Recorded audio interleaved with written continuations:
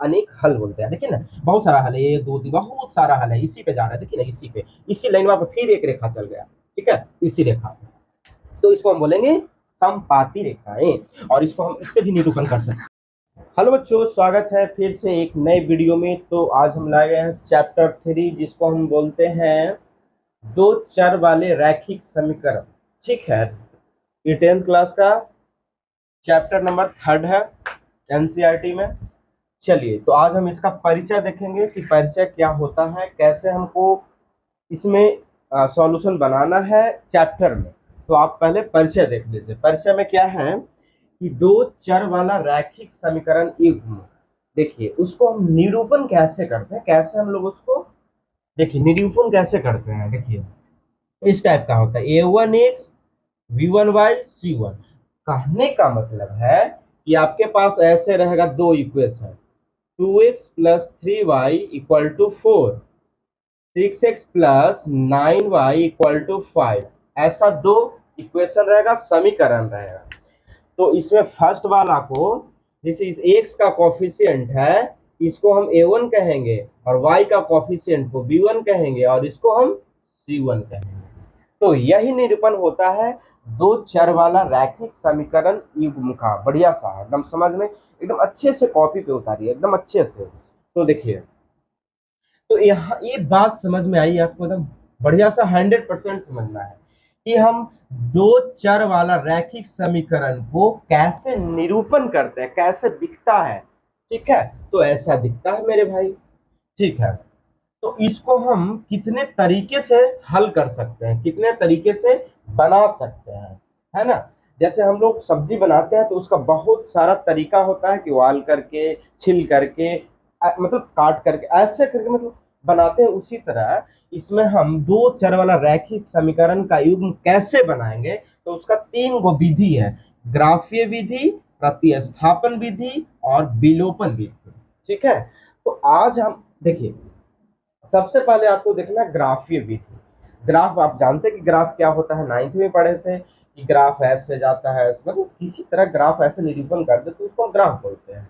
ठीक है, तो ग्राफीय विधि से हम कैसे हल करेंगे, सबसे पहली बात। तो चलिए, ये इससे आप अवगत हैं, इससे आप अवगत है ना जी, क्योंकि इस तरह आपका समीकरण दिया रहेगा। ठीक है, चलिए तो आते हैं कि हम ग्राफीय निरूपण कैसे करेंगे, ग्राफीय विधि से हल कैसे करेंगे। ठीक है, आपका इक्वेशन रहेगा, जैसे आपके पास इक्वेशन रहेगा कि x plus 3y equal to 6। आपको कोई भी इक्वेशन ले लेना है, कोई भी इक्वेशन दे देगा आपको। जब भी ग्राफीय विधि से बनाना है तो यही एक आपका, जैसे यही होगा, मतलब यही हल होगा, जैसे ऐसा ही होगा, मतलब इसी टाइप का कोई भी इक्वेशन दे देगा, कोई भी समीकरण दे देगा। ठीक है, चलिए, तो 2x plus 3y equal to 12 ऐसे ले लिए हम। ठीक है, ऐसे ले लिए। तो ग्राफीय निरूपण कैसे करेंगे, देखिए सबसे पहला बात कि a1 जान गए, a2 जान गए, b1 जान गए, b2 जान गए। तो a1 a2 b1 b2, जब भी ये नॉट इक्वल टू का साइन आएगा, जब भी ये नॉट इक्वल टू, नहीं नहीं, नॉट इक्वल टू का मतलब होता है कि नहीं, ये नहीं का साइन है। ठीक है, तो जब भी ऐसा आएगा मेरे दोस्त, तो उसको बोलेंगे प्रतिच्छेदित रेखाएं। अब ये क्या है सर, तो प्रतिच्छेदित रेखाएं होता है मेरे भाई। जैसे देखिए, आप मान लीजिए कि ऐसे कहिए, और यहां से यही एक बार जो टच करता है ना, जैसे यहाँ पे कहीं ना कहीं कट करेगा, हम यहाँ पे कट करवाए, कहीं ना कहीं कट करेगा, तो कट किया ना मेरे भाई, तो उसी को बोलते हैं प्रतिच्छेदित रेखाएं। तो एक बार कट गया तो देखिए एक हल हो गया, कहीं ना कहीं तो एक कट करेगा, तो इसको बोलेंगे एक हल। ठीक है, इससे भी पहचान सकते हैं, ग्राफ से भी पहचान सकते हैं कि ये प्रतिच्छेदित रेखाएं हैं, ये इस पे जा रहा है। अब इसको हम इससे भी पहचान सकते हैं, देखिए a1/a2 b1/b2। a1 किसको बोलते हैं, इसको बोलते हैं भाई a1 b1 c1, a2 b2 c2। तो चलिए a1 लीजिए, तो a1 कितना है, 1 है, ये a2 कितना है, 2 है, नॉट इक्वल टू b1 कितना है, 3 है, b2 कितना है, 3 से 3 3 कट गया। देखिए क्या आया, 1/2 equal to, not equal to 1/1। देखिए है, इक्वल टू है, नहीं ना, नॉट इक्वल टू है, तो इसको हम बोलेंगे कि एक हल है, एक हल है। ठीक है, इसको हम बोलेंगे कि एक हल है। तो इसको हम अच्छी ग्राफ से भी दिखाते हैं, आपको विश्वास नहीं हो, देखिए एक ही हल आएगा, हम कटेगा कहीं ना कहीं कटेगा, देखिए देखिए कटेगा। चलिए देखिए इसको कटवाते हैं इसको। तो क्या है मेरे भाई, एक्स प्लस 3y है इक्वल टू 6 है। चलिए इसके लिए बॉक्स बनाइए।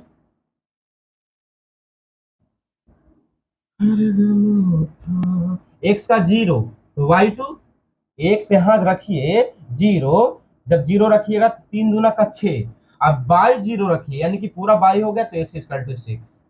ठीक है, अब इसके लिए 2x+3y इक्वल टू 12। ठीक है, इसके लिए एक बनाइए बॉक्स।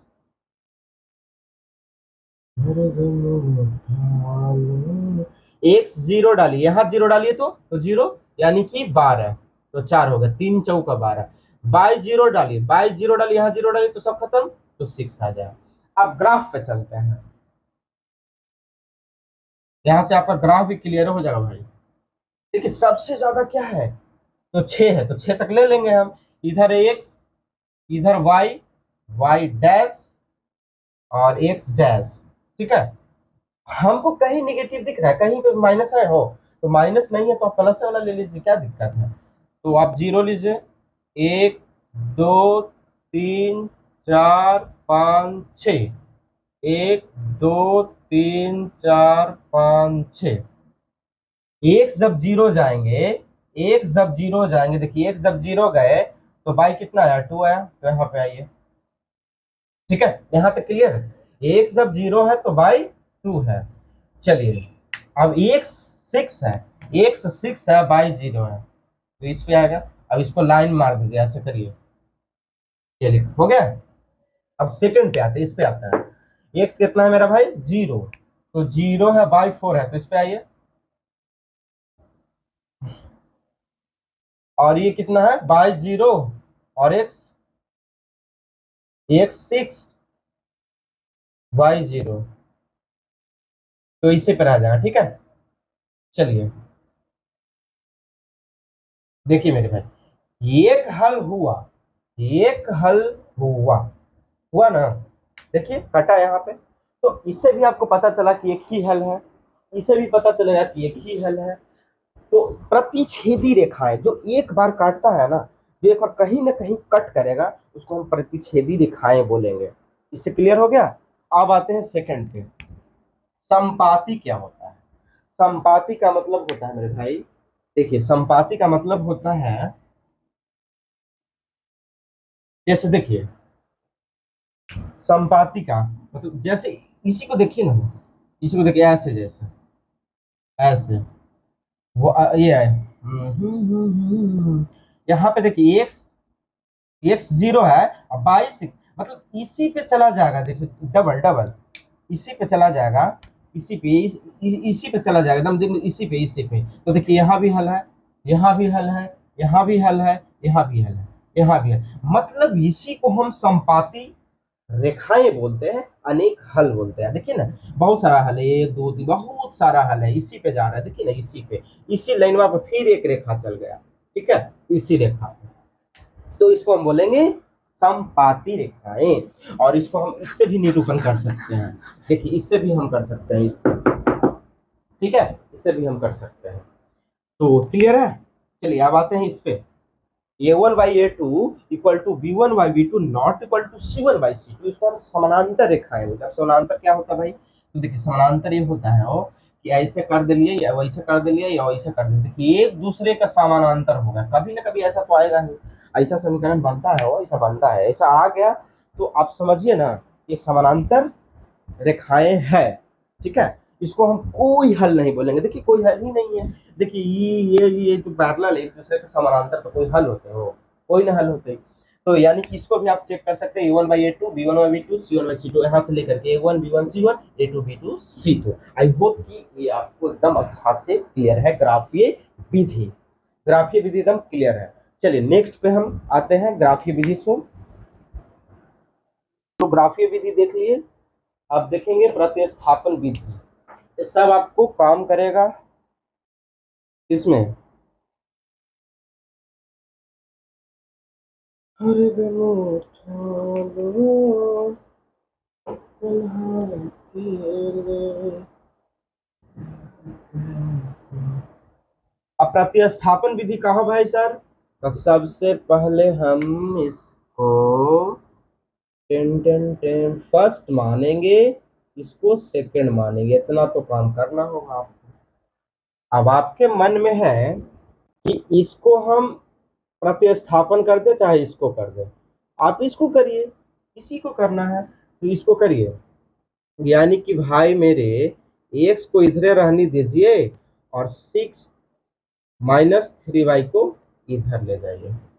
आप इसको कुछ मान भी सकते हैं न भी मान सकते हैं, और जहां से आप प्रतिस्थापित किए वहां जाकर के पुनः पुट नहीं करना है, नेक्स्ट इक्वेशन में पुट करना है।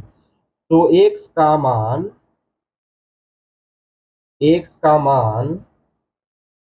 समीकरण सेकंड में रखने पर रखने पर तो एक्स का वैल्यू कहां पे रखिएगा? सेकंड में, यहां पे रख दीजिए। तो चलिए रखिए, तो 2 × 6 - 3y +3y = 12। यहां तक समझ में आया? कुछ नहीं के लिए अब इंटू करिए, 6×2 = 12, 3×2 = 6y +3y = 12। ठीक है, चलिए 12 को उधर ले जाइए, 12 को उधर ले जाइए, 12 को उधर ले जाइए। तो देखिए अब y कितना बचा हो? -6 में से 3y, तो -3y = 12 - 12, कट गया 0, यानी कि आपका आ गया y = 0 - 3, यानी कि y = आ गया 0। ठीक है, y 0 आ गया तो आप इसमें पुट कर दीजिए, इसको थर्ड मानिए ना, हम मान लेते हैं, छोड़ना भाई हम मान लेते हैं। तो y का मान थर्ड में रखने पर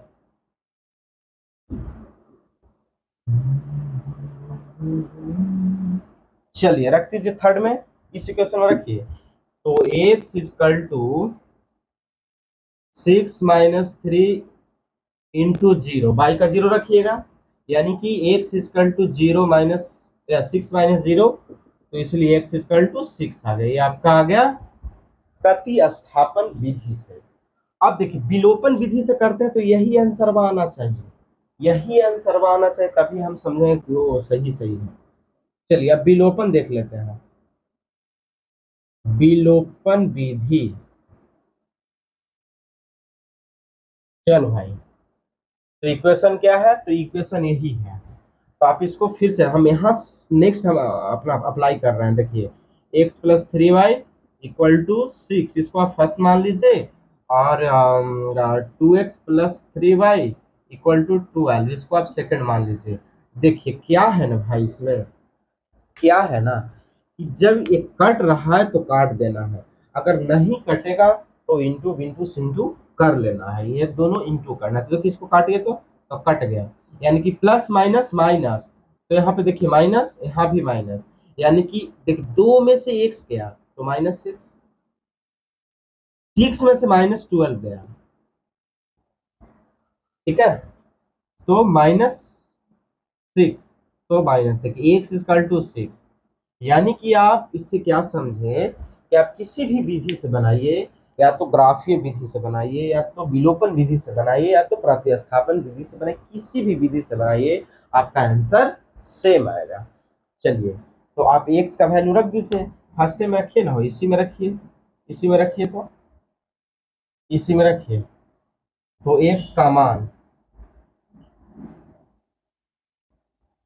समीकरण फर्स्ट में रखने पर, रखिए यहाँ रखिए, तो 6 + 3y = 6, तो 3y = 6 - 6 कट गए, तो 3y = 0, y = 0। देखिए विलोपन विधि, प्रतिस्थापन विधि, तीन विधि आप सीखे एक्स और वाई का हल निकालने के लिए। ठीक है, तो आई होप कि एकदम अच्छा से समझ में आया होगा। ठीक है, वीडियो अच्छा लगा है तो चैनल को सब्सक्राइब लाइक एंड शेयर करिए अपने दोस्तों के साथ, अपने फ्रेंड्स के साथ, अपने परिवार में, ताकि ऐसा ऐसा वीडियो उस लोगों को पहुंचते रहे और अपना तैयारी बरकरार रखे। तो मिलते हैं हम लोग नेक्स्ट सेशन में, तब तक के लिए जय हिंद भाई।